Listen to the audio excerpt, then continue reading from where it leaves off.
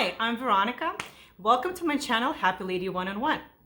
On this channel, I would like to record some videos for you, especially for those who would like to travel overseas to foreign countries. Videos out there that talk about what to bring, what to do. But after reviewing a bunch of videos, I realized that they're missing some very important points that every traveler needs to know, especially those who are traveling from Americans. Everybody asks me, how did you think of that? What made you bring this with you on the trip? Or how did you know that there will be some kind of issues when you travel? Well, first off, I lived in a foreign country. Actually, I was born in a foreign country, and then I moved to the United States 20 years ago. I lived in Africa for a few years. So I've had a lot of travel experiences since I was very young. Very important to know about these things in advance and before you go, so that you're not frustrated, so that you bring the tools that you need with you. Of course, everything starts with an idea. Some of your friends, maybe family, traveled to another country and they said, wow, that was so great, you should check it out. And now you've been thinking about it, and next thing you know is, oh, I would like to go. I have this 2 weeks of my vacation now. What do? The first step would be to research and book things in advance. First off, of course, you got to check out the flights. There are numerous websites you can go to. And of course, most of the actual American airlines do not fly to foreign countries. So you have to book something with different airline that you've never heard of. So first step you can do is you can go to Google Flights or google.com and put in flights and research your flights there. There are a bunch of other sites like Expedia, you have Travelocity, you have other sites that will allow you to book international flights.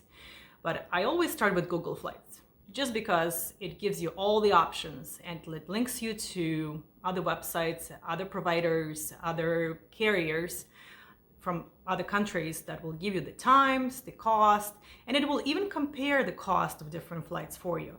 So it's super convenient. So once you've figured out the dates and the times for your flights, I would strongly suggest to do that booking way in advance. A lot of times I personally book a year in advance, sometimes even longer. Once you book the airlines, the next thing to do is to look into things you would like to do there. So what I personally do is, first I research, I Google all different activities that I would like to do in the foreign country. Some countries actually offer local excursions and local trips and different activities. So you can Google that, you can research that, watch some other YouTube videos. There are a lot of videos out there about different travels to different countries. In some occasions, you might need a visa. So you need to research that country's website, government website, what you need for travel to that country. In the COVID days, we needed different testing, we needed some certificates. Nowadays, it's a visa, it could be health insurance, it could be travel insurance, just in case of those specific emergencies. Next thing to do is, once you booked everything, you paid for everything online, now the best thing to do is print that itinerary out. You will need those printouts, because when you go to a foreign country, a lot of times your phone will not work right away, or you will not be able to get online on the internet until you get to your hotel. So to get your address or to get your information for your hotel, for your taxi, for the address, make sure you print those things out, because a lot of times you're out of luck when it comes to internet service. Now, one thing that a lot of people tell me about, and when I asked them, why don't you travel overseas? What's stopping you, what's holding you back? And what I hear is, oh, I only speak English, or I've never been to those countries, I'm afraid, or whatever those fears are. I want to assure you that English is like your passport. That's how I came to the United States. I had learned English back home when I was in college. English is spoken everywhere in the whole world.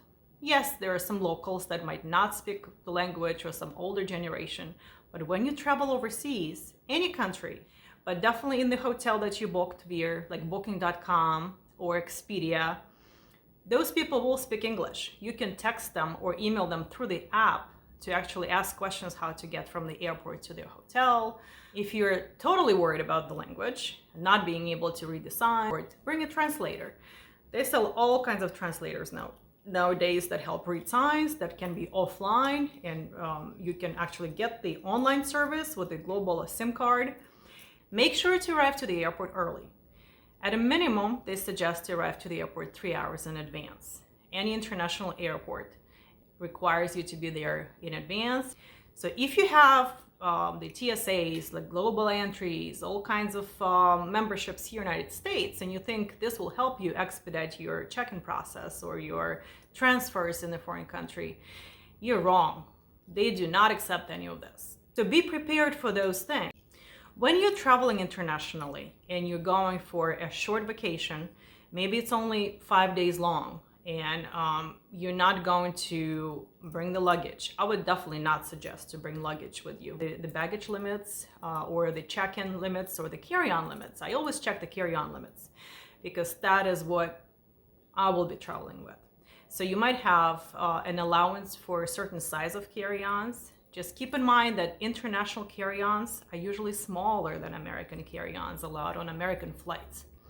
And they also allow sometimes the personal item with you. They will measure it, they will weigh it during the check-in, and they will charge you a lot of money if your carry-on that is on the wheels, if your carry-on is a few pounds heavier.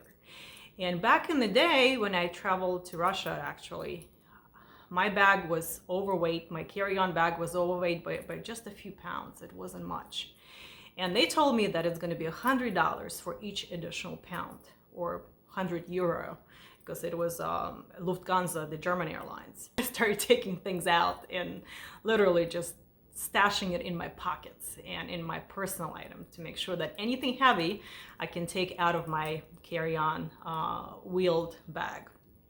So when you have a jacket or you have a personal item like a purse, you can stash anything you like in those carry-ons.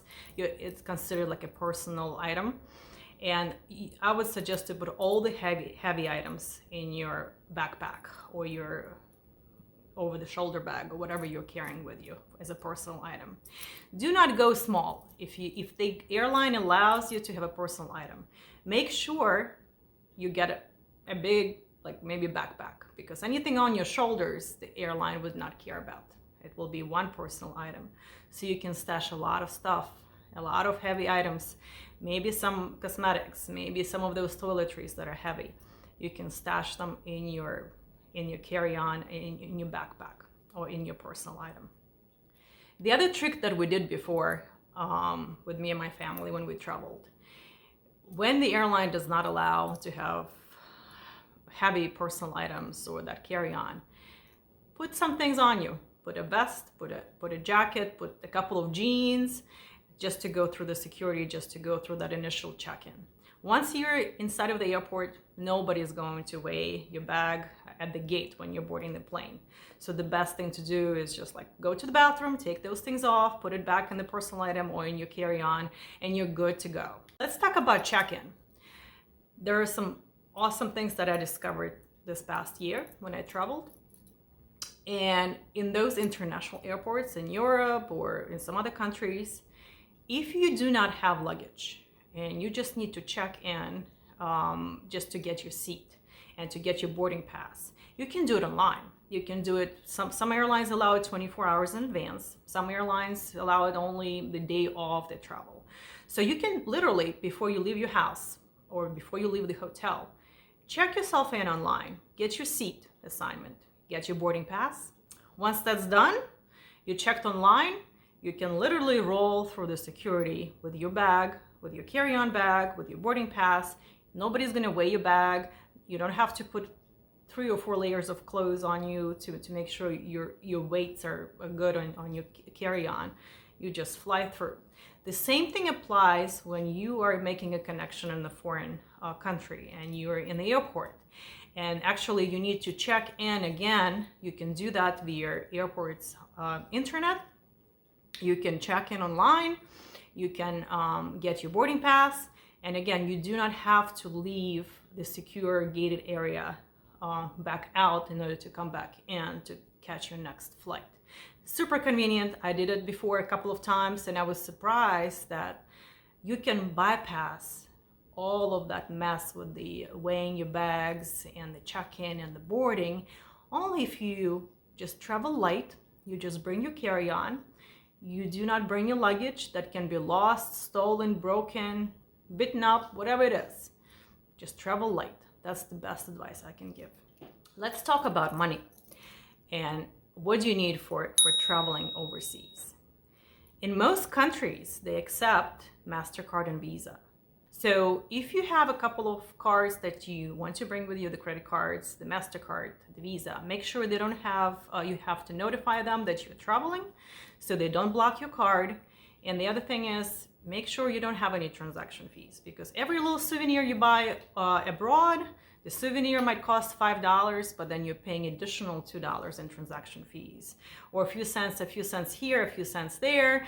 Bigger purchases can be as much as $10-20 of transaction fees, and that gets expensive. What about cash? Well, you can bring some cash. You should bring some cash for little tips, to give tips to the waiter, to give tips at the restaurant and the hotel. If you take a cab and they only take cash, they don't have credit card machines like American taxis do. They really don't. So you can either book taxi in advance or bring a little bit of cash. But for the most part, you can pay with credit cards. I never usually bring a lot of cash with me, just for that reason of safety, so that you don't get mugged, nobody steals your cash. You don't have to worry about putting it in the safe in the hotel, because some hotels don't have safes. So carrying all that cash on you can be too much. So credit cards are the best solution for that. And everybody's taking them. As we're on the money subject and safety and making sure you don't get mugged, you don't get your valuables stolen, your cash and things like that, there's another tip, especially for ladies or men, I would like to talk about. And that's bringing your bling, bringing your valuables, bringing your jewelry, bringing some clothing that just stands out, that are flashy. Don't do that. If you go to a foreign country, a lot of times you go to countries that have a lot of poverty, that they just don't have food to eat. They don't have refrigerators to keep their food for more than one day. They are looking for ways to pickpocket or to rob the tourists. So, and you don't know what areas you might end up in. Sometimes you go on this activity, so you book some excursions, but then a lot of times you just roam around by yourself. And I traveled alone in the past, to Europe specifically, and guess what? I didn't bring my jewelry. I didn't bring my watches. I tried to dress as simple, as modest as I could. I tried to be quiet. I tried to watch my surroundings and see who is around me at all times, so that nobody comes behind me and pulls my purse away, or grabs my if I'm wearing a necklace, so that nobody just runs over to me. And that could be kids too. They can run over to you, grab your necklace, pull it, and run off. This happened before. I've heard some horror stories from others. So my advice to you is, don't bring your bling. Leave all your jewelry home. The other thing I also don't bring is makeup. When I go to a foreign country, I don't bring makeup so that I blend in and people don't really notice me, because when they notice you, when they see you're a tourist, they will try to find a way to get to your money, either to sell you something, sell you souvenirs, or they try to flirt with you and invite you to their store, or try to talk about something they want to sell you. And the next thing you know is you might not just buy things from them, but they can literally take your whole wallet with them. So you gotta be really careful. The best thing to do is just blend in. Don't be flashy, don't be sparkly. And for gentlemen, boys, men, my advice is, when in Rome, do what the Romans do. Blend in. A lot of times you go to a foreign country and you can always see Americans, because they're loud, some of them can be obnoxious, they laugh loud, they speak loud, if it's a group of people, they talk loud, and everybody like looks at them like, and you know, it's not a positive thing. It's not something that the locals like. If you go to a store to buy something, they love Americans, they love your money, they love the tourists because that's their way of survival. But if you're in the streets in the local areas and even at the restaurants, they do not like you to be so loud and obnoxious. And you can always tell that, oh, those are those Americans, yeah.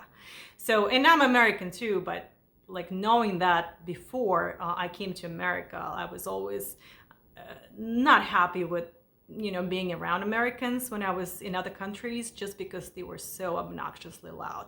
I mean, I'm not talking about everybody, of course. Watch out, because that's how you attract attention to yourself, and that goes against the blend in concept. One more thing I would like to talk about is safety. Safety for females, safety for families, no matter who you're traveling with. It's important to always be checking your surroundings. Always see anywhere you go, make sure you kind of have your eyes on the back of your head. Make sure you look around where you are. If you go to public markets, if you go to shop, if you go on an excursion, if you go to the beach, if you go to any kind of activities, just keep an eye on your valuables. Keep an eye on your bag. I would not suggest to have anything bulky when you're going around the town. If you're just going sightseeing, have something small. And you will see a lot of people wear like men purses or something that is around the neck purses. And keep your valuables close to yourself. There were so many things happen in my past when I was younger, when I was with my family, where we were in the market. My mom would be losing my wallet because somebody cut through her purse and got the wallet out, stole her wallet literally by cutting her purse in half and pulling it out. If you're on the public transportation, like a bus, a metro, and subway, wherever you are, keep your valuables to yourself. For men, they have usually, American men usually keep their wallet in their back pocket. So it's so easy for pickpocketers on the metro, subway, when it's busy, when it's crowded, to just walk behind you, pull it out, and they're so smart. They know how to do it. They can pull the wallet out of your jacket if you have it here in your pocket. They know what to do, and if they see you're a foreigner, you're the first target. They will go after you first. So keep it close to yourself. Keep it maybe in the belted wallet. Keep it on your neck as a wallet, under your shirt, so nobody can see it, so that you're not a target for those pickpocketers, for those people who are trying to make a living. The other thing about safety, especially when traveling, my biggest thing is all the worst things and the most dangerous situations happen at night. So I always made a rule, especially when I traveled by myself overseas, or if I traveled back home to go visit my family. I get up early, I go do my sightseeing, do my shopping, do whatever I need to do. Maybe if it's a guided excursion, great. They put you on the bus, they bring you back, they kind of watch your back. It's pretty convenient to do that. But if you're by yourself roaming around, make sure you kind of watch your time. You might have those people in the evenings who are going to be watching you to see if you're a tourist, if there's a way to make money off you or steal something from you. So my rule of thumb is I get up early, I go do all of my stuff in the morning. By the time 6 o'clock in the evening rolls around, I am back to the hotel and I'm watching TV, I'm just chilling, I'm resting, preparing for the next day, researching my next day's activities I would like to do. So I do not go out late. If you're traveling with somebody, you can go out to dinner, but try to be back to the hotel early. Try to be back by 9 o'clock, because after 9, you don't know what's going to happen. So you want to make sure you're safe and your trip does not become a nightmare. If you like this video, please hit that like button, subscribe to my channel, and leave me a comment. Thank you for watching my video. Next time, I'm going to talk about the travel essentials that I bring with me on all of my international flights. Stay tuned!